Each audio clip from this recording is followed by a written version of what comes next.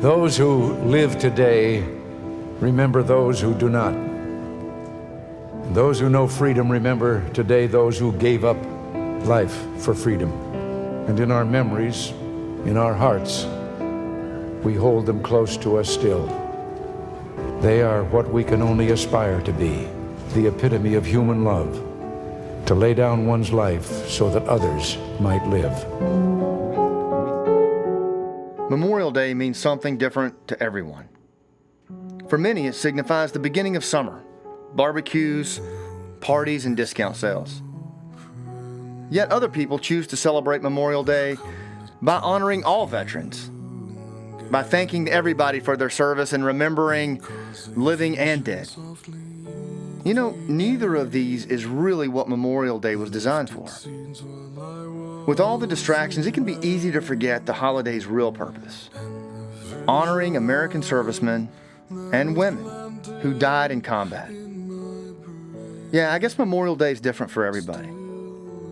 You want to know how my family celebrates Memorial Day? As an Army Green Beret who spent his adult life fighting this war on terror, my wife and my 3 boys, Memorial Day is a really big deal. Every year, we gather around our flag, and I tell them stories of the 23 brothers that I lost in this war. Men like Pedro Papi Munoz. Pedro was 47 years old. He was nearing retirement in a Golden Knights parachute job. All he had to do was just finish that tour and he was done. Instead, he rejoined his beloved Special Forces when the towers fell on that September day. And you know, even at 47 years old, Papi could outrun most of the members on his team who were half his age. My boys love it when I tell that part of the story. In January 2005, on a mission to target a Taliban commander in western Afghanistan, Papi, as always, was the first through the door. He found himself face to face with the Taliban commander they were after. This guy was hiding behind his own wife with his machine gun resting on her shoulder. And with no regard for his own life, Papi pushed her aside, and in the process, both men shot each other and fell. His team pulled him out of the room and fought like hell to keep him alive that night, but Papi died, leaving behind his wife Gisela and his daughter Dahlia to carry on. But you know what? When I tell that story to my boys, we remember and we honor, but we don't stop there.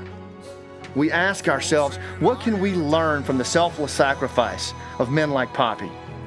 What type of loyalty does it take to go back to being a Green Beret at 47 years old? And how much courage is required to be the first in the room every time? And what amazing compassion it must take to give your life for a woman you never even met.